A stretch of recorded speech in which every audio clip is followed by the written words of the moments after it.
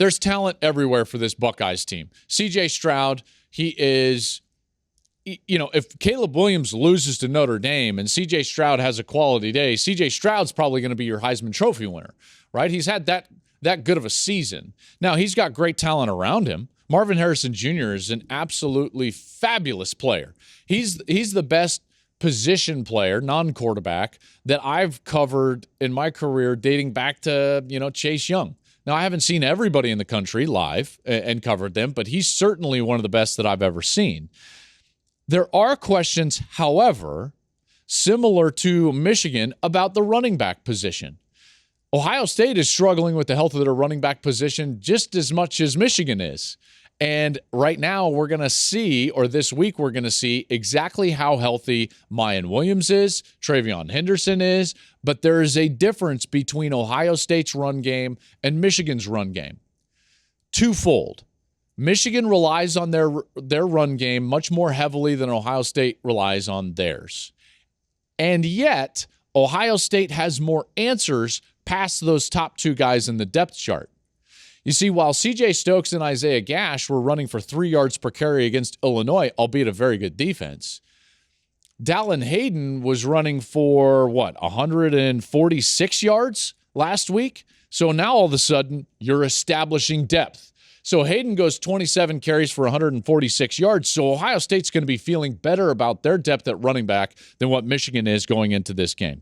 Now, when it comes to the run scheme, this is a team that needs to get more downhill. When they get more downhill, they're more successful running the ball. When they're more successful running the ball, they become much more dangerous throwing it with the addition of that play-action pass. They get the deep overs. They get the explosive pass much more often off of heavy play action than they do straight drop back. Okay, and when you get them into a one-dimensional game, then they start to struggle a little bit. That's why the run game is important to them, and that's why I think that they've got to really major in going downhill. Now, why don't they major in going downhill more often? Well, there's actually a specific answer for that. They run the zone scheme, and more specifically the stretch zone scheme, more often because their run game is more predicated on quick tempo than it is just dominant offensive line play. They get their explosive runs through quick tempo. They make a first down, they come up very quickly, and they hand it off. Well, why do you have to call a stretch zone or a zone again when you're using quick tempo? Well, because it doesn't really matter where the defense is, because you're blocking an area, not a specific man.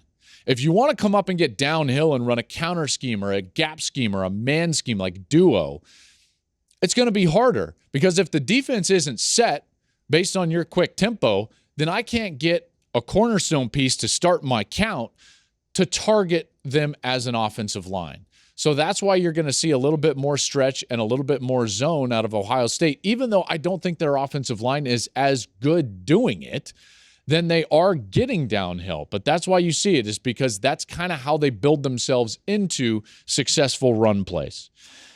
Those explosive runs are incredibly important so that they can get to throwing the ball down the field. If they don't have that, it becomes the Marvin Harrison show. They're going to need Ibuka to step up. Obviously, they're going to need Fleming to stop struggling with drops. So that's what you've got going on the offensive side for Ohio State. One huge key for them: can they execute in the red zone? The games that they struggle are always the games that they have to settle for field goals in the red zone. It's one of the reasons they were struggling against Penn State. It's one of the reasons they lost last year to Oregon and to Michigan in this matchup. So you're going to want to see, how are they executing in the red zone?